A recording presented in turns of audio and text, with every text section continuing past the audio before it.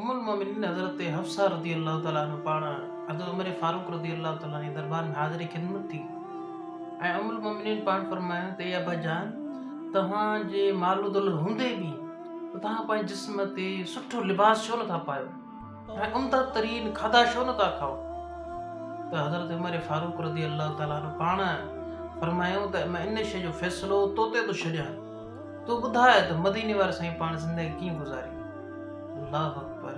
उम्मुल मोमिनीन हफ्सा रज़ियल्लाहु तआला अन्हा मदीने वारे साईं जी घरवारी हुई, शरीक हयात हुई। जॾहिं उम्मुल मोमिनीन इहो ॿुधो त पाण ज़ारो क़तार रोई पई। हज़रत उमर फारूक रज़ियल्लाहु तआला अन्हु पाण फ़रमायो, मुंहिंजी प्यारी न्याणी ॿ दोस्त कीअं ज़िंदगी गुज़ारे विया आहिनि, मूंखे बि उन जे तरीक़े सां ज़िंदगी गुज़ारणी आहे, यानी मदीने वारा साईं ऐं हज़रत अबू बकर सिद्दीक़ रज़ियल्लाहु तआला अन्हु पाण फ़रमायो मूंखे इन्हनि जे रस्ते ते हलणो आहे। पाण फ़रमायो मां बहितरीन लिबास ऐं उम्दा खाधा खावां त मूंखे ॿिए कंहिं रस्ते ते हलणो पवंदो, पोइ हिननि जो रस्तो छॾिणो पवंदो। पाण फ़रमायो मूंखे अञा वधीक मुशक़त झेलणी आहे, अञा वधीक तकलीफ़ ॾिसणी आहे, जीअं मां उन्हनि जे रस्ते ते हली सघां ऐं आख़िरत जो मंज़िल, आख़िरत जो रस्तो आसान थी वञे। जदा हे त बख़्शल बंदा हुया। मदीने वारा साईं इन्हनि खे जन्नत जो सर्टिफिकेट ॾेई विया, पाण दुनिया में नालो खणी चई विया त हे जन्नती आहिनि।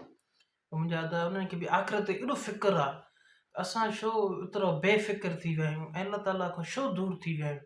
असांखे इन शइ जो सोचणो पवंदो, असांखे पंहिंजी ज़िंदगी ते गौर फ़िक्रु करणो पवंदो, गौर फ़िक्रु करण जी ज़रूरत आहे। जज़ाकल्लाह।